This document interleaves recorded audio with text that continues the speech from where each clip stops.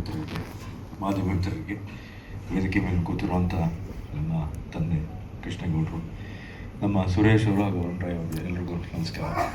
ಇದು ಓಕೆನಾ sir? Lighting ನಿಮಗೆ ಓಕೆನಾ?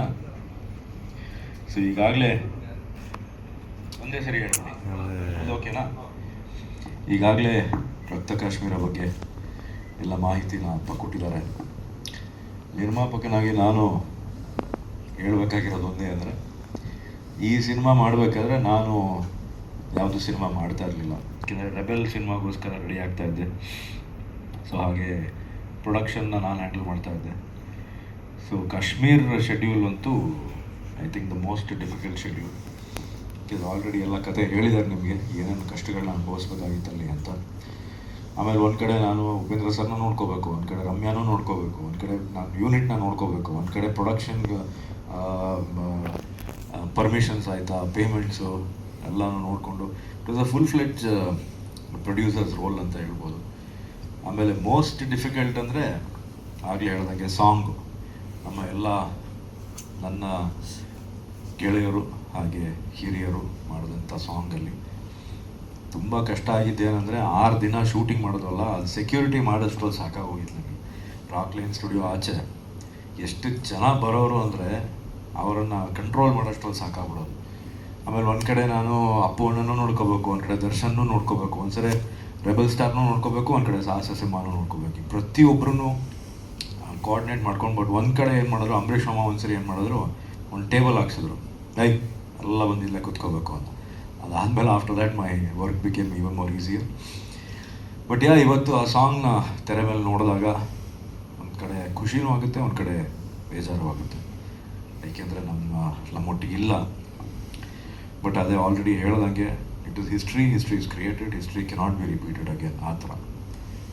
ಆಮೇಲೆ ಇನ್ನೊಂದೇನೆಂದರೆ, ಅವತ್ತು ನಾವು ಆ ಶೂಟಿಂಗ್ ಮಾಡಬೇಕಾದ್ರೆ ಎಷ್ಟು ಒಂದು ಖುಷಿಯ ವಾತಾವರಣ ಇತ್ತು. ಶಿವಣ್ಣ ಇರ್ಬೋದು, ಅಪ್ಪು ಅಣ್ಣ ಇರ್ಬೋದು, ನಾವೆಲ್ಲ ಸೇರಿಕೊಂಡು ವಿ ಲಿವ್ಡ್ ಲೈಕ್ ಒಂದು ಫ್ಯಾಮಿಲಿ, ಒಂದು ಹಾಲಿಡೇ ಅಟ್ಮಾಸ್ಫಿಯರ್ ಥರ.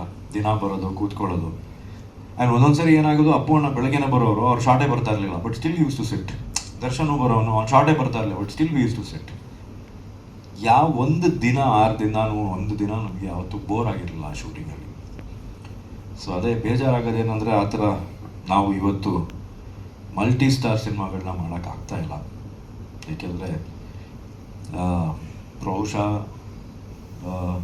ಡೇಟ್ಸ್ ಮ್ಯಾಚ್ ಆಗ್ತಾ ಇಲ್ವೋ, ಅಥವಾ ಕತೆಗಳು ಬರ್ತಾ ಇಲ್ವೋ, ಅಥವಾ ಹ್ಯಾಂಡಲ್ ಮಾಡೋಕ್ಕೆ ಡೈರೆಕ್ಟರ್ಸ್ ಇಲ್ವೋ, ಅಥವಾ ಹೀರೋಗಳು ಒಬ್ಬರು ಮುಖ ಒಬ್ಬರು ನೋಡೋದಕ್ಕೆ ಇಷ್ಟ ಇಲ್ವೋ ಗೊತ್ತಿಲ್ಲ. ಬಟ್ ಮಲ್ಟಿ ಸ್ಟಾರ್ ಸಿನಿಮಾಗಳಂತೂ ಆಗ್ತಾಯಿಲ್ಲ. ಮಲ್ಟಿ ಸ್ಟಾರ್ ಸಿನಿಮಾಗಳು ಆಗಬೇಕು. 2 ಹೀರೋ ಅಲ್ಲ, 3 ಜನ ಅಲ್ಲ, 4 ಜನ ಹೀರೋಗಳು ತೆರೆ ಮೇಲೆ ಬರಬೇಕು ಒಟ್ಟಿಗೆ. ಆವಾಗಲೇ ನಮ್ಮ ಕನ್ನಡ ಇಂಡಸ್ಟ್ರಿ ಇನ್ನೂ ಜಾಸ್ತಿ ಬೆಳೆಯೋದಕ್ಕೆ ಸಾಧ್ಯವಾಗುತ್ತೆ. ಸೊ ಒಟ್ಟಾರೆ ಹೇಳಬೇಕು ಅಂದರೆ, ರಕ್ತ Kashmir is a full fledged family entertainer. ಒಂದು ಸಂಪೂರ್ಣ ಎಂಟರ್ಟೈನರ್ ಅಂತಲೇ ಹೇಳ್ಬೋದು. ಸೊ ಆ್ಯಸ್ ಅ ಪ್ರೊಡ್ಯೂಸರ್ ಇವತ್ತು ತುಂಬ ಒಂದು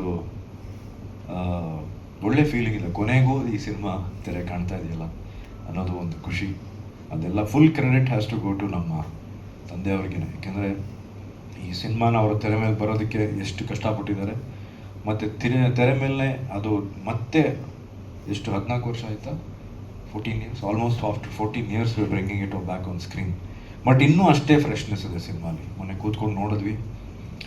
ಆ್ಯಂಡ್ ಪ್ರತಿಯೊಂದು ಫ್ರೇಮು, ಪ್ರತಿಯೊಂದು ಶಾಟ್, ಕಾಶ್ಮೀರ ಇರ್ಬೋದು ಅಥವಾ ಎಲ್ಲೆಲ್ಲಿ ಶೂಟಿಂಗ್ ಮಾಡಿದ್ದೀವಿ ಅಷ್ಟು. ಯಾಕೆಂದರೆ ಜಾಸ್ತಿ ಅದ್ರ ಬಗ್ಗೆ ಹೇಳೋಕ್ಕಾಗಲ್ಲ, ಎಲ್ಲೆಲ್ಲಿ ಏನೇನಿದೆ ಅಂತ. ಕೆಲವು ಸರ್ಪ್ರೈಸಸ್ ಇದೆ ಸಿನಿಮಾಲಿ. ಹಾಗೆ ನಮ್ಮ ಉಪೇಂದ್ರ ಸರ್ ಅಷ್ಟೇ 2 ರೋಲ್ನ ಎಷ್ಟು ಬ್ಯೂಟಿಫುಲ್ಲಾಗಿ ಪರ್ಫಾರ್ಮ್ ಮಾಡಿದ್ದಾರೆ. ಆಮೇಲೆ ಪ್ರತಿಯೊಬ್ಬರು ಅಷ್ಟು ಸಿನಿಮಾಲಿ ಪಾತ್ರ ಮಾಡಿರೋರು ಪ್ರತಿಯೊಬ್ಬರೂ ತುಂಬ ಅದ್ಭುತವಾಗಿ ತಮ್ಮ ಕೆಲಸವನ್ನು ಮಾಡಿದ್ದಾರೆ. And special mention to my dear friend and my dear costar Ramya. ತುಂಬಾ ಚೆನ್ನಾಗಿ ಕಾಣ್ತಾರೆ, ತುಂಬಾ ಮುದ್ದಾಗಿ ಕಾಣ್ತಾರೆ. And I think she should come back to cinema. ಇನ್ನೂ ಸಿನಿಮಾಗಳು ಮಾಡಬೇಕು. ಏಕೆಂದರೆ ಇನ್ನೂ ಅವ್ರು ಅಷ್ಟೇ ಬ್ಯೂಟಿಫುಲ್ ಆಗಿದ್ದಾರೆ, ಅಷ್ಟೇ ಮುದ್ದಾಗಿದ್ದಾರೆ. ಮೊನ್ನೆ ಎಲ್ಲೋ ಒಂದು ಕಡೆ ನೋಡಿದೆ ಅವ್ರನ್ನ, ಬಟ್ ಅನ್ಫಾರ್ಚುನೇಟ್ಲಿ ಏನು ಮಾತಾಡ್ಸೋಕ್ಕಾಗಲಿಲ್ಲ, because it was too crowded. ಇನ್ನೂ ಅಷ್ಟೇ ಮುದ್ದಾಗಿದ್ದಾರೆ, ಇನ್ನೂ ಅಷ್ಟೇ ಬ್ಯೂಟಿಫುಲ್ ಆಗಿದ್ದಾರೆ. I think she should come back to cinema. ಈ ಸಿನಿಮಾದಲ್ಲಿ ಅಷ್ಟು ಚೆನ್ನಾಗಿ ಕಾಣ್ತಾರೆ. ಪ್ರತಿಯೊಬ್ಬರೂ ಈ ಸಿನಿಮಾದಲ್ಲಿ ಮಾಡಿದಂಥವ್ರು ಹಾಗೆ ನನ್ನ ಸಿನಿಮಾದಲ್ಲಿ ಪರ್ಫಾರ್ಮ್ ಮಾಡಿದಂಥ ಪ್ರತಿಯೊಬ್ಬರಿಗೂ ನನ್ನ ಧನ್ಯವಾದಗಳು. ಹಾಗೆ ನಿಮಗೂ ಎಲ್ಲ ನನ್ನ ಧನ್ಯವಾದಗಳು ಇಲ್ಲಿ ಬಂದಿದ್ದಕ್ಕೆ. ನಿಮ್ಮ ಸಪೋರ್ಟ್ ಸದಾ ನಮ್ಮ ಫ್ಯಾಮಿಲಿ ಮೇಲೆ, ನನ್ನ ಮೇಲೆ, ನಮ್ಮ ಫಾದರ್ ಮೇಲೆ ಇದ್ದು ಮುಂದೇನೂ ಹಾಗೆ ಇರಲಿ ಅಂತ ಕೇಳ್ಕೊತೀನಿ. ನಮಸ್ಕಾರ. ಏನೋ ಒಂದು ವಾರದಿಂದ ಮಾತಾಡ್ತಾನೆ ಇದ್ವಿ. ಕಳೆದ ವರ್ಷ 50 ವರ್ಷಗಳ ತುಂಬಿದ ಸಾಧನೆ ಸಂಭ್ರಮ ಚಿತ್ರೋತ್ಸವನ ತುಂಬ ಅದ್ಧೂರಿಯಾಗಿ ಮುಗೀತು. ಅದಕ್ಕೆ ಅವರ ಅಭಿಮಾನಿಗಳು ಭಾಗವಹಿಸಿದ್ದಕ್ಕೆ ಸಾಧ್ಯ ಆಯಿತು ಅಂತ ನಾನು ಭಾವಿಸ್ತೇನೆ. ಬಾಬು ಅವ್ರ ಬಗ್ಗೆ ನಾವು ಎಷ್ಟು ಹೇಳಿದ್ರು ಕಡಿಮೆನೆ, ಯಾಕೆಂದ್ರೆ ಅವ್ರ ಸಿನಿಮಾಗಳು ನೋಡಿ ಬೆಳೆದವರು. ನಿನ್ನೆ ಹಂಸಲೇಖ ಅವ್ರು ಹೇಳ್ತಿದ್ರು, ಮುತ್ತಿನಹಾರ ಸಿನಿಮಾ ನೋಡಿದ ಮೇಲೆ ಇದನ್ನು 1 ಅವರ್ಗೆ ಎಡಿಟ್ ಮಾಡಿ ಇಂಗ್ಲೀಷಲ್ಲಿ ಡಬ್ ಮಾಡಿ, ಯುದ್ಧ ಬೇಡ, ಯುದ್ಧ ದೇಶನ ಪ್ರಪಂಚನ ಸಾಯಿಸುತ್ತೆ, ಕೊಲ್ಲುತ್ತೆ, ಅಂಥ ಯುದ್ಧ ನಮ್ಗೆ ಯಾಕೆ ಬೇಕು ಅಂತಕ್ಕಂಥ ಕಾನ್ಸೆಪ್ಟನ್ನು ಮುತ್ತಿನಹಾರದಲ್ಲಿ 35 ವರ್ಷಗಳ ಹಿಂದೆನೇ ಮಾಡಿದ್ದಾರೆ. ಸೊ ಅದು ಈ ಪ್ರಪಂಚಕ್ಕೆ ಸಾರಬೇಕು, ಈ ಪ್ರಪಂಚಕ್ಕೆ ತಿಳಿಸ್ಬೇಕು ಯುದ್ಧ ಬೇಡ ಅಂತಕ್ಕಂಥದ್ದನ್ನು. ಈಗ ಎಲ್ಲ ಕಡೆ ಯುದ್ಧದ ಛಾಯೆ ಎದ್ದು ಕಾಣಿಸ್ತಿದೆ ಅಂತಕ್ಕಂಥ ಮಾತನ್ನು ನಿನ್ನೆ ಹಂಸಲೇಖ ಅವರು ಹೇಳ್ತಿದ್ರು. ಎಗೇನ್ ಟೆರರಿಸಮ್, ಇದು ಕೂಡ ದೇಶಕ್ಕೆ ಮಾರಕ. ಮತ್ತೆ ಅದು ಆ ಥರದ್ದೊಂದು ಕಥೆ ತಗೊಂಡು ಮತ್ತೆ ಸಿನಿಮಾ ಮಾಡಿದ್ದಾರೆ. ಒಂದು ಕನ್ನಡದ ಹೆಗ್ಗಳಿಕೆ ಪ್ರತಿ ಹಂತದಲ್ಲಿ ಹೇಳ್ತಿರ್ತೀನಿ. ಇವರು ನೋಡಿ, 20 ನಿಮಿಷ ಕನ್ನಡದ ಬಹುತೇಕ ಕಲಾವಿದರು ಇವ್ರ ಜೊತೆ ಬಂದು ಇವ್ರ ಮೇಲಿರ್ತಕ್ಕಂಥ ಪ್ರೀತಿಗೆ ಅಭಿನಯಿಸಿದ್ದಾರೆ ಅಂತಂತಾರೆ. ಅದೊಂದು ದೊಡ್ಡ ಅಚೀವ್ಮೆಂಟ್ ಅಂತ ಅಂದ್ಕೋತೀನಿ.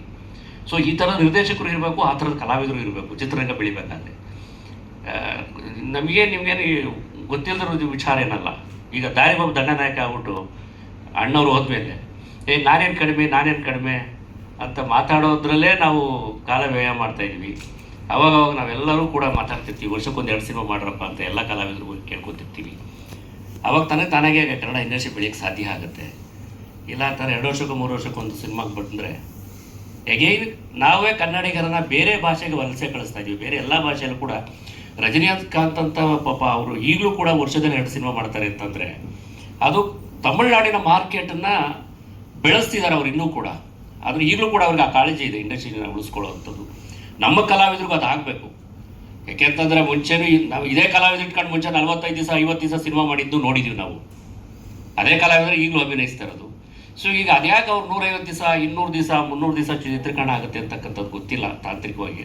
ಅವ್ರು ಎಷ್ಟೇ ದಿವಸ ಚಿತ್ರೀಕರಣ ಮಾಡಿದ್ರು ಬಹುತೇಕ 2.5 ಗಂಟೆಗೆ ಸಿನಿಮಾ ಇರುತ್ತೆ. ಆಗಲೂ ಅಷ್ಟೇ ಇರ್ತಿತ್ತು ಅಲ್ಲ, ಆಗಲೂ ಮೇಕಿಂಗ್ ಇರ್ತಿತ್ತು ಸರ್. ಆಗಲೂ ಸಕ್ಸಸ್ಫುಲ್ ರೇಟು ತಗೊಳ್ಳಿ, ಈಗಲೂ ಸಕ್ಸಸ್ಫುಲ್ ರೇಟ್ ತಗೊಳ್ಳಿ ಸರ್. ಅಲ್ಲ, ಆಗಲೂ ಸಕ್ಸಸ್ಫುಲ್ ರೇಟ್ ತಗೊಳ್ಳಿ. 45ರಿಂದ 60 ದಿವಸ ಚಿತ್ರೀಕರಣ ಮಾಡ್ತಿದ್ದಾಗ ಸಕ್ಸಸ್ಫುಲ್ ರೇಟು ತಗೊಳ್ರಿ. 30 ದಿವಸ ಅಲ್ಲ 365 ದಿವಸ ಸಿನಿಮಾ ಚಿತ್ರೀಕರಣ ಮಾಡ್ತಕ್ಕಂಥ ಸಕ್ಸಸ್ಫುಲ್ ರೇಟು ತಗೊಳ್ಳಿ. ಸುಮ್ಮನೆ ನಮಗೆ ನಾವೇ ಆತ್ಮಾವಲೋಕನ ಮಾಡ್ಕೊಳ್ಳೋಣ, ಬೇರೆಯವರು ವಿಮರ್ಶೆ ಮಾಡೋದು ಬೇಡ. ಏನು ಮಾಡ್ತಿದ್ವಿ, ಹೇಗೆ ಆಗ್ತಿದ್ವಿ ಅನ್ನೋದನ್ನ ನಾವೇ ಆತ್ಮವಿಮರ್ಶೆ ಮಾಡ್ಕೊಂಡ್ರೆ ಸಾಕು. ಓಡಲ್ ಸಿನಿಮಾಗಳು ನೋಡಿದ್ದೀವಿ. ಅಲ್ಲ, ಇದೇ ಕಲಾವಿದ್ರೆ ಈಗೇನು 300 ದಿವಸ ಅಥವಾ 200 ದಿವಸ ಚಿತ್ರೀಕರಣ ಮಾಡೋ ಕಲಾವಿದ್ರೆ ಹಿಂದೆ ಮಾಡ್ತಿದ್ದನ್ನು ನಾವು ನೋಡಿದ್ದೀವಿ. ಸೊ ಅವ್ರುಗಳು ಇನ್ನೊಂಚೂರು ಬಿಂಬಗಳನ್ನು ಬಿಟ್ಟು ಒಂಚೂರು ಆಚೆ ಬಂದರೆ ಬಹುತೇಕ ಕನ್ನಡ ಚಿತ್ರರಂಗ ಇನ್ನೂ ಬೇರೆ ಮಟ್ಟಕ್ಕೆ. ಈಗ ಆಲ್ರೆಡಿ ನಮಗೆಲ್ಲ ಮಾತಾಡ್ತಾನೆ ಇರ್ತೀವಿ, ಬರೀ ಒಂದು ಕಾಂತಾರ, ಒಂದು KGF ಇಟ್ಕೊಂಡೇ ನಾವು ಇಡೀ ಕನ್ನಡ ಇಂಡಸ್ಟ್ರಿ ಚೆನ್ನಾಗಿದೆ, ಕನ್ನಡ ಇಂಡಸ್ಟ್ರಿ ಪ್ರಪಂಚಕ್ಕೆ ಹೋಗಿದೆ ಅಂತ ಬಿಡಿ. 2 KGF, ಒಂದು KGF, ಒಂದು ಕಾಂತಾರ ಇಟ್ಕೊಂಡೆ ಮಾತಾಡೋಕ್ಕಾಗಲ್ಲ. ಒಂದು KGF ಕಾಂತಾರ ಬಿಟ್ಟು ಬೇರೆ ಯಾವ ಪಿಕ್ಚರ್ ಮಾತಾಡಿದ್ವಿ ಅನ್ನೋದು ಮಾತಾಡ್ಬೇಕಲ್ಲ. ಸೊ ಆ ಥರ ನಾವು ಇನ್ನೊಂಚೂರು ಯೋಚನೆ ನಾವು ಯಾಕೆ ಹಂಗೆ ಮಾಡೋಕ್ಕಾಗ್ಬಾರ್ದು. ನಾವು ಬೇರೆ ಕಲಾವಿದರು ಕೂಡ ಈ ಥರದಲ್ಲಿ ಸ್ಪೋರ್ಟಿವ್ ಆಗಿ ನಿಂತ್ಕೊಂಡ್ರೆ ಬಹುಶಃ ಆ ಥರದ್ದು ಎಲ್ಲ ಕಲಾವಿದರ ಸಿನಿಮಾಗಳು ಈ ಥರ ವರ್ಲ್ಡ್ ಮಾರ್ಕೆಟ್ ಆದಾಗ ನಿಜಕ್ಕೂ ಕನ್ನಡ ಚಿತ್ರರಂಗ ಬೆಳೆಯೋಕ್ಕೆ ಸಾಧ್ಯ ಆಗುತ್ತೆ. ಅದಾಗಬೇಕು ಅಂತಕ್ಕಂಥದ್ದು ನನ್ನ ಅನಿಸಿಕೆ. ದಯವಿಟ್ಟು ಅವರೆಲ್ಲರೂ ಕೂಡ ಒಂದು ಸ್ವಲ್ಪ ಈ ಕಡೆ ಕೋಪ್ರೇಟ್ ಮಾಡೋದು ಸಾಧ್ಯ ಆಗುತ್ತೆ, ಮತ್ತು ಬೆಳೆದೇ ಬೆಳೆಯುತ್ತೆ. ಬಾಬು ಅವರು ಪಾಪ ಒಂಥರ ಹಠವಾದಿ, ಅವರು ಬಿಡವ. ಅವರು ಅವತ್ತಿನ ನಾಗರಹೊಳೆ ಸಿನಿಮಾದಿಂದ, ಗಂಡು ಬೇರಡದಿಂದ ಇವತ್ತಿನ ಕಮಲ ಪಿಕ್ಚರ್ವರೆಗೂ ನಾನು ಅವರ ಮೇಕಿಂಗ್ ನೋಡಿದ್ದೀನಿ. ನಾನು ಶೂಟಿಂಗ್ ಸ್ಪಾಟಿಗೆ 2-3 ದಿವಸ ಹೋಗಿದ್ದೆ ಈ ಕಮಲ ಸಿನಿಮಾದಲ್ಲಿ. ಆ ಲ್ಯಾವಿಶ್ ಮಾಡೋಗಿರೋದು, ಆ ಚಿತ್ರೀಕರಣ ಅದ್ಧೂರಿತನ. ನಾನು ಹೇಳ್ತಿದ್ದೆ, ಸರ್ ಸ್ಕ್ರೀನ್ ಮೇಲೆ ಕಾಣೋದು ದುಡ್ಡು ಖರ್ಚು ಮಾಡಿ ಸರ್. ಅತಿ ಹೆಚ್ಚು ದುಡ್ಡು ನಾನು ಎಲ್ಲ ಕಲಾವಿದರಿಗೂ, ಎಲ್ಲ ನಿರ್ದೇಶಕ ನಿರ್ಮಾಪಕರು ಹೇಳ್ತೀನಿ, ಯಾವುದೇ ಸಿನಿಮಾ ರಿಚಾಗಿ ಕಾಣೋದು ಸ್ಕ್ರೀನಿನ ಹಿಂದೆ ಖರ್ಚು ಮಾಡೋ ದುಡ್ಡಿಂದ ಅಲ್ಲ, ಸ್ಕ್ರೀನ್ ಮುಂದೆ ಕಾಣಬೇಕು. ನಾವೊಂದು ಶಾರ್ಟ್ ತೆಗೆದ್ರೆ ಒಳ್ಳೆ ಕಾಸ್ಟ್ಯೂಮ್ಸ್ ಹಾಕಿ ಅದನ್ನೆಲ್ಲ ಮಾಡ್ತಾರೆ, ಒಳ್ಳೆ ಸಂಭಾಷಣೆ ಬರ್ಸ್ತಾರೆ, ಒಳ್ಳೆ ಡೈಲಾಗ್. ಆಮೇಲೆ ಲೊಕೇಶನ್ಗಂತೂ ತಲೆ ಕೆಡ್ಸ್ಕೊತಾರೆ, ಇಂಥ ಲೊಕೇಶನ್ಗೆ ಶೂಟ್ ಮಾಡಬೇಕು. ಅದೆಷ್ಟೇ ಕಷ್ಟ ಆ ಜಾಗಕ್ಕೆ ಹೋಗಿ ಚಿತ್ರೀಕರಣ ಮಾಡ್ತಾರೆ. ಆಮೇಲೆ ಈ ವಯಸ್ಸಲ್ಲಿ ಕೂಡ ಫಾದರ್ಸ್ ಥರ ಓಡಾಡ್ತಿರ್ತಾರೆ, 5 ನಿಮಿಷನೂ ಬಿಡಲ್ಲ. ಆಮೇಲೆ ತುಂಬ ಪುಸ್ತಕಗಳು ಓದ್ತಿರ್ತಾರೆ. ಆಮೇಲೆ ಬೇರೆ ಬೇರೆ ಥರದ್ದು, ಅದು ಕನ್ನಡದ ಮಣ್ಣಿನ ವಾಸನೆಯ ಸಿನಿಮಾ ಮಾಡೋ ಅಂಥ ಆ ಹುಚ್ಚುತನ ಇದೆಯಲ್ಲ, ಅದು ಇವರು ಒಬ್ಬರಿಗೆ ಇರೋದು ನಾನು ಕಂಡಂಗೆ. ಪುಟ್ಟಣ್ಣ ಕಣಗಾಲ್ ಅವರು ನಿರ್ಗಮಿಸಿದ ಮೇಲೆ ಬಹುತೇಕ ಪರ್ಯಾಯವಾಗಿ ಅಲ್ಲಿ ಯಾರು ಸಿಗ್ತಾರೆ ಅಂತ ಅವತ್ತೇ ಮಾಗಡಿ ರೋಡ್ ಇಲ್ಲಿಂದ ಒಂದು ಫರ್ಲಾಂಗ್ ನಮ್ಮ ಮನೆ ಇದ್ದು. ಬಾಬು ಅವ್ರದ್ದು ಸಿನಿಮಾ ರಿಲೀಸ್ ಆಗಿತ್ತು ನಾಗರಹೊಳೆ. ಆ ನಾಗರಹೊಳೆನಲ್ಲಿ ಒಂದು ಸಣ್ಣ ಮರಿ ಆನೆಯನ್ನು ಯೂಸ್ ಮಾಡಿದ್ರು ಅವರು. ಪ್ರಚಾರಕ್ಕೆ ಆವತ್ತಿನ ದಿನಗಳಲ್ಲಿ ಹೇಗೆ ಅದನ್ನು ಬಳಸ್ಕೊಂಡ್ರು ಅಂತ ಹೇಳಿದ್ರೆ, ಇಡೀ ಬೆಂಗಳೂರಿನಲ್ಲಿ ಅದಕ್ಕೊಂದು ಮೇಲ್ಗಡೆ ಅದರ ಹೆಗಲ ಮೇಲೆ ನಾಗರಹೊಳೆಯಲ್ಲಿ ನನ್ನನ್ನು ನೋಡಿ ಆನಂದಿಸಿ ಅಂತ ಒಂದು ಅದಕ್ಕೆ ಗೌನ್ ಹಾಕಿಬಿಟ್ಟು ಇಡೀ ಬೆಂಗಳೂರು ಪ್ರಚಾರ ಮಾಡ್ತಾಯಿದ್ರು. ಆ ಆನೆ ನೋಡೋದಕ್ಕೆ ದೊಡ್ಡ ಕ್ರೌಡು. ನಾವು ಆನೆ ಅಲ್ಲೇ ಹಾಗೆ ಹೋಗ್ಬಿಡುತ್ತಂತೆ ರಾಜಾಜಿನಗರದಲ್ಲಿ, ಮಾಗಡಿ ರೋಡ್ಗೆ ಬರೋದಿಲ್ವಂತೆ, ನೋಡ್ಕೊಂಬಂದ್ಬೇಡ ಅಂತೆಲ್ಲ ಗುಂಪಾಗಿ ಬಂದು ಇಲ್ಲಿ ಆನೆಯನ್ನು ನೋಡಿ ಹೋಗಿದ್ದು ನೆನಪು. ಆ ಆನೆ ಮಾಲಕಿನ ಜೊತೆ ನಾನು ಮುಂದೆ ವ್ಯವಹಾರ ಮಾಡ್ತೀನಿ ಅಂತ ಖಂಡಿತ ನನಗೆ ಯಾವುದೇ ಒಂದು ಇದು ಇರಲಿಲ್ಲ. ಬಾಬು ಅವ್ರದ ಜೊತೆ ಇದು ನಂದು 4ನೇ ಸಿನಿಮಾ ಅನಿಸುತ್ತೆ. ಹೂವನ್ನು ನಾನು BKT ತೊಗೊಂಡಿದ್ದೆ, ಮುಂಗಾರಿನ ಮಿಂಚು, ಮತ್ತು ಕೋತಿಗಳು ಸಾರ್ ಕೋತಿಗಳು, ಮತ್ತು ಕುರುಗಳ ಕುರಿಗಳು ಕೆಲವು ಏರಿಯಾಗಳಿಗೆ ಮಾತ್ರ ತೊಗೊಂಡಿದ್ದೆ. ಸಂಪೂರ್ಣವಾಗಿ ಎಂಟೈರ್ ಕರ್ನಾಟಕ ಅಂತ ಮಾಡ್ತಾ ಇರೋದು ಅವ್ರ ಜೊತೆ ಈ ಸಿನಿಮಾನೇ. ನಾನು ಮೊದಲನೇದಾಗಿ ನಾನು ಮೊದಲೇ ಹೇಳಿದೆ, ಬಾಬು ಅವ್ರದ್ದು ಅವರು ಹುಟ್ಟ ಸಿನಿಮಾನೇ.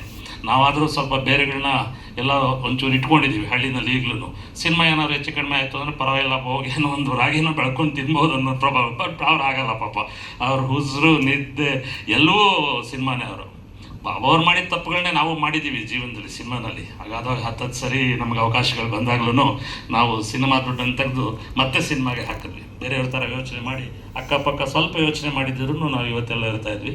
ಆದರೆ ಆ ಸಿನಿಮಾ ಪ್ರೀತಿ ಅನ್ನೋದೊಂದು ಇದೆಯಲ್ಲ, ಅದು ಕರ್ಕೊಂಡೋಗ್ಬಿಡುತ್ತೆ, ಅದು ಎಳ್ಕೊಂಡೋಗ್ಬಿಡುತ್ತೆ ಅಂದರೆ ತಪ್ಪಾಗಲಿಕ್ಕಿಲ್ಲ. ಸೊ ಹಾಗೆ ಒಂದು ವಾರದಿಂದ ಬಾಬು ಅವ್ರ ಬಗ್ಗೆ ಈ ಮಾತುಗಳನ್ನ ಕೇಳಿ ಮತ್ತೆ ನಾನು ಅದು ಹೇಳೋದು ಚೆನ್ನಾಗಿರೋದು. ಅವರ ಸಿನಿಮಾ ಪ್ರೀತಿ ಬಗ್ಗೆ ಯಾರೂ ಪ್ರಶ್ನೆ ಮಾಡೋವಂಥದ್ದಲ್ಲ, ಅದು ಎಲ್ರಿಗೂ ಗೊತ್ತಿರೋ ವಿಷಯ. ಇನ್ನೊಂದು ಆಕ್ರೋಶದ ಒಂದು ದನಿಯನ್ನು ನಾನು ಇಲ್ಲಿ ಎತ್ತಲೇಬೇಕಾಗಿದೆ. ಈಗ ಎಲ್ಲರೂ ಮಾತಾಡಿದಿರೋ ಬಗ್ಗೆ ಅದು ನಾನು ಸ್ವಲ್ಪ ಅಧಿಕಾರಯುತವಾಗಿ ಮಾತಾಡಬಲ್ಲೆ. ಯಾಕಂದರೆ ಇವತ್ತಿನ ಪರಿಸ್ಥಿತಿ ಏನು ಅಂತ ಹೇಳಿದ್ರೆ, ಸಿಂಗಲ್ ಸ್ಕ್ರೀನ್ ಥಿಯೇಟ್ರ್ಗಳು ಮತ್ತು ಎಲ್ಲ ಡಿಸ್ಟ್ರಿಕ್ಟ್ ಹೆಡ್ ಕ್ವಾರ್ಟರ್ಗಳಲ್ಲಿ ಥಿಯೇಟ್ರ್ಗಳು ಮುಚ್ತಾ ಇದ್ದಾವೆ. ಬೆಂಗಳೂರು ಸಿಟಿನಲ್ಲಿ ಮಲ್ಟಿಲಿಂಗಿಯಲ್ ಹೋಗೋ ಕಡೆ ಸಿನಿಮಾ ಥಿಯೇಟ್ರ್ಗಳು ಜಾಸ್ತಿ ಆಗ್ತಾ ಇದೆ, ನಿಜ ಒಪ್ಕೊಳ್ತೀವಿ. ಆದರೆ ನಮಗೆ ಕನ್ನಡ ಚಿತ್ರರಂಗಕ್ಕೆ ಬೆನ್ನೆಲುಬಾಗಿತ್ತಂಥ ಚಿತ್ರಮಂದಿರಗಳು ಇವತ್ತು ಬಹುತೇಕ ಮುಚ್ಚಿ ಹೋಗ್ತಾ ಇದ್ದಾವೆ. ಯಾಕೆ ಅನ್ನೋದೊಂದು ಪ್ರಶ್ನೆ. ಆದಿತ್ಯ ಅವರ ಭಾಗದ ಹೇಳಿದ್ರು, ಮಲ್ಟಿ ಸ್ಟಾರ್ ಕಾಸ್ಟ್ ಪಿಕ್ಚರ್ಗಳು ನಮ್ಮಲ್ಲಿ ಬರಬೇಕು. ಇವತ್ತು ಮೋಹನ್ ಲಾಲ್ ಥರದವರು ವರ್ಷಕ್ಕೆ 4 ಸಿನಿಮಾ ಮಾಡ್ತಾರೆ, 5 ಸಿನಿಮಾ ಮಾಡ್ತಾರೆ. 75ನೇ ವಯಸ್ಸಿನಲ್ಲಿ ಮಮ್ಮೂಟಿ ಅವರು 4 ಸಿನಿಮಾ ಮಾಡ್ತಾರೆ, ರಜನಿಕಾಂತ್ ಅವ್ರು ಸಿನಿಮಾ ಮಾಡ್ತಾರೆ. ನಮ್ಮವ್ರಿಗೆ ಏನಾಗಿದೆ ನನಗೆ ಅರ್ಥ ಆಗ್ತಾಯಿಲ್ಲ. ಈ ಪ್ಯಾನ್ ಇಂಡಿಯಾ ಅನ್ನೋ ಒಂದು ಅಮಲನ್ನ ತಲೆಗೇರಿಸ್ಕೊಂಡ್ಬಿಟ್ಟು ಎಲ್ಲರೂ ಪ್ಯಾನ್ ಇಂಡಿಯಾ ಅಂತಾರೆ. ಪ್ಯಾನ್ ಇಂಡಿಯಾ ಅನ್ನೋದು ನಾವು ಮಾಡೋ ಅಂಥದ್ದಲ್ಲ, ಅದಾಗದೇ ಆಗಬೇಕು. ನನ್ನ ಭಾವನೆಯಲ್ಲಿ ಪ್ಯಾನ್ ಇಂಡಿಯಾ ಅನ್ನೋದು ಅದಾಗದೇ ಆಗಬೇಕು. ನಾವು ಪ್ಯಾನ್ ಇಂಡಿಯಾ ಮಾಡೋಕ್ಕೆ ಹೋದಾಗ ಅದು ಪ್ಯಾನಲ್ಲೆಲ್ಲ ವಾಲ್ಕೊಂಡ್ಬಿಡುತ್ತೆ ಒಂದೊಂದು ಸರಿ. ಹಾಗಾಗಿ ಏನಾಗುತ್ತೆ, ಒಂದು ಸಿನಿಮಾ ಮಾಡಿ ಇನ್ನು 5 ವರ್ಷ 6 ವರ್ಷದವರೆಗೂ ನಾನು ಸಿನಿಮಾ ಮಾಡಲ್ಲ. ಯಾಕೆಂದರೆ ಅವ್ರಿಗೆ ಭಯ ಕಾಡ್ತಾ ಇರುತ್ತೆ. ಅವ್ರು ಏನು ಮಾಡಿದ್ರು ಅದಕ್ಕಿಂತಲೂ ದೊಡ್ಡದೇ ಮಾಡಬೇಕು ಹೊರತು ಚಿಕ್ಕದು ಮಾಡೋಕ್ಕಾಗಲ್ಲ. ಚಿಕ್ಕದು ಮಾಡಿದ್ರೆ ಎಲ್ಲಿ ಮೂಲೆ ಗುಂಪು ಆಗ್ಬಿಡ್ತೀವೋ ಅನ್ನೋ ಒಂದು ಭಯ ಕಾಡ್ತಾ ಇದೆ. ದಯವಿಟ್ಟು ಆ ಭಯವನ್ನು ಬಿಟ್ಟು ಕನ್ನಡ ಚಿತ್ರರಂಗದ ಸ್ಟಾರ್ಗಳು ಕನಿಷ್ಠ ರಾಜ್ಕುಮಾರ್ ಅವ್ರು ಮಾಡ್ತಾ ಇದ್ದಾಗೆ, ಅಂಬರೀಷ್ ಅವರು ಮಾಡ್ತಾ ಇದ್ದಾಗೆ ಕನಿಷ್ಠ ವರ್ಷಕ್ಕೊಂದು 3-4 ಸಿನಿಮಾ ಮಾಡಿದ್ರೆ ಈಗ ಮುಚ್ಚೋಗ್ತಾ ಇರೋ ಥಿಯೇಟ್ರ್ಗಳು ಉಳಿಯುತ್ತವೆ, ಇಂಡಸ್ಟ್ರಿನೂ ಸ್ವಲ್ಪ ಉಳಿಯುತ್ತೆ. ಒಂದು. ಎರಡನೇದು, ಈ OTT ಅನ್ನೋ ಮಹಾಮಾರಿ ಅಂತ ಹೇಳೋಕ್ಕಾಗಲ್ಲ. ಯಾವುದನ್ನು ಬಂದನ್ನು ನಾವು, ಅದು ಪಾರ್ಟ್ ಆಫ್ ಅವರ್ ಇಂಡಸ್ಟ್ರಿನೇ ಅದು ಇವತ್ತು. ಅದನ್ನು ನಾನು ಖಂಡಿತ ಆ ಪದನ ವಾಪಸ್ ತೊಗೊಳ್ತೀನಿ. ಬಟ್ ಅದ್ರ ಜೊತೆ ನಾವು ಹೋಗೋವಾಗ ಕನಿಷ್ಠವಾಗಿ ಒಂದು ಸ್ಪೇಸ್ ಕೊಡಬೇಕಾಗುತ್ತೆ ನಾವು. ಫಾರ್ ಎಕ್ಸಾಂಪಲ್, ಇವಾಗ ಕಾಂತಾರ ಚಾಪ್ಟರ್ 2 ಪ್ರತಿನಿತ್ಯ ಇವತ್ತು 3-4 ಕೋಟಿ ಕಲೆಕ್ಟ್ ಮಾಡ್ತಾ ಇದೆ ಆ ಸಿನಿಮಾ. ಈಗ 30ನೇ ತಾರೀಕು ಅದು OTTನಲ್ಲಿ ಅನೌನ್ಸ್ ಮಾಡಿದ ತಕ್ಷಣ ನೆನ್ನೆಯಿಂದ ರಪ್ ಅಂತ ಕಲೆಕ್ಷನ್ಸ್ಗಳೆಲ್ಲ ಬಿದ್ದೋಗಿದೆ. ಜನಕ್ಕೆ ಏನಂದರೆ, 500 ರೂಪಾಯಿ ಕೊಟ್ಟು ಯಾಕೆ ಅಲ್ಲಿ ಥಿಯೇಟ್ರ್ನಲ್ಲಿ ಹೋಗಿ ನೋಡಬೇಕು, ಮನೆ ಮಂದಿ ಎಲ್ಲ ಕುತ್ಕೊಂಡು ನೋಡ್ಬೋದಲ್ಲ 50 ರೂಪಾಯಿ ಕೊಟ್ಟರೆ ಅನ್ನೋ ಮನೋಭಾವ. 4 ವಾರಕ್ಕೆ ಶತಸಿದ್ಧ ಆ ಸಿನಿಮಾ ಬಂದೇ ಬರುತ್ತೆ OTTನಲ್ಲಿ ಕನ್ಫರ್ಮ್ ಆದರೆ. ನಾನಾಗಲಿ ನೀವಾಗಲಿ ಯಾಕೆ ಹೋಗ್ತೀವಿ ಥಿಯೇಟ್ರಿಗೆ ಅಲ್ವಾ? ಸೊ ಇದನ್ನು ದಯವಿಟ್ಟು ದೊಡ್ಡ ನಿರ್ಮಾಪಕರು ಏನಿದ್ದಾರೆ, ಸಣ್ಣ ನಿರ್ಮಾಪಕರು ಇವತ್ತು ಅವ್ರನ್ನ ನಾವು ತಡೆ ಹಿಡಿಯೋಕ್ಕಾಗಲ್ಲ ಪಾಪ. ಅಂದರೆ ಅವರು ಅವರ ಲೆವೆಲ್ಗೆ ಪ್ರಚಾರನೂ ಮಾಡೋಕ್ಕಾಗಲ್ಲ, ಅವರು ಸಿನಿಮಾ ಹೇಗೆ ಬರುತ್ತೆ ಅನ್ನೋದು ಗೊತ್ತಾಗಲ್ಲ. ಅವ್ರಿಗೆ ಸೇಫ್ಟಿಗೆ ಏನೇನು ಬೇಕೋ ಅದನ್ನೆಲ್ಲ ಮಾಡ್ಕೊಂಡು ಪಾಪ ಮಾಡಬೇಕಾಗತ್ತೆ. ಈ ದೊಡ್ಡ ಸಿನಿಮಾ ದೊಡ್ಡ ನಿರ್ಮಾಪಕರು ಅಂತ ಏನು ಕರೆಸ್ಕೊಳ್ತಾ ಇದ್ದಾರೆ, ನನ್ನ ರಿಕ್ವೆಸ್ಟು ಈ ವೇದಿಕೆ ಮೂಲಕ ಕನಿಷ್ಠ ಒಂದು 8 ವಾರಗಳ ಕಾಲ ಆದ್ರೂ ಅವಕಾಶ ಕೊಡಿ. 3 ವಾರ 4 ವಾರಕ್ಕೆ ನಿಮ್ಮ ಸಿನಿಮಾ OTTನಲ್ಲಿ ಬಂದುಬಿಟ್ರೆ ನಿಮ್ಮ ಸಿನಿಮಾ ಗಳಿಸ್ಬೋದು. ಬಟ್ ಆ OTTನಲ್ಲಿ ಬಂದ ದಿವಸ ರಿಲೀಸ್ ಆಗ್ತಂತ 10 ಸಿನಿಮಾಗಳು ಮಲ್ಕೊಂಡ್ಬಿಡ್ತಾವೆ ಅವತ್ತು. ಈ ರೀತಿ ಆಗ್ತಾಯಿದೆ. ದಯವಿಟ್ಟು ಇದು ನನ್ನ ಕಳಕಳಿಯ ಪ್ರಾರ್ಥನೆ. ದೊಡ್ಡ ಸಿನಿಮಾಗಳು ಈ ಮೂಲಕ ನಾನು ರಿಕ್ವೆಸ್ಟ್ ಮಾಡ್ತಾಯಿದ್ದೀನಿ, ಕನಿಷ್ಠ 8 ವಾರಗಳ ಅವಕಾಶ ಕೊಟ್ಟರೆ ಸಿನಿಮಾ ಇಂಡಸ್ಟ್ರಿ ಇನ್ನೊಂದು 8-10 ವರ್ಷನಾದರೂ ಬದುಕುತ್ತೆ. ಇಲ್ಲಾಂದರೆ ಬೇರೆ ಥರದ ಸ್ವರೂಪದಲ್ಲಿ ಸಿನಿಮಾ ಇರುತ್ತೆ. ಸಿನಿಮಾ ಯಾವತ್ತೂ ಸಾಯೋದಿಲ್ಲ, ಸಿನಿಮಾ ಇರುತ್ತೆ. ಆದರೆ ಸಿನಿಮಾ ಅದನ್ನು 3 ವಲಯಗಳಲ್ಲಿ 1 ವಲಯ ಮಾತ್ರ ಉಳ್ಕೊಳ್ಳುತ್ತೆ, ಇನ್ನೆರಡು ವಲಯಗಳು ಸತ್ತೋಗ್ತವೆ ಅನ್ನೋದನ್ನು ಮಾತು ಹೇಳಿ ಮುಗಿಸ್ತಾ ಇದ್ದೀನಿ. Thank you.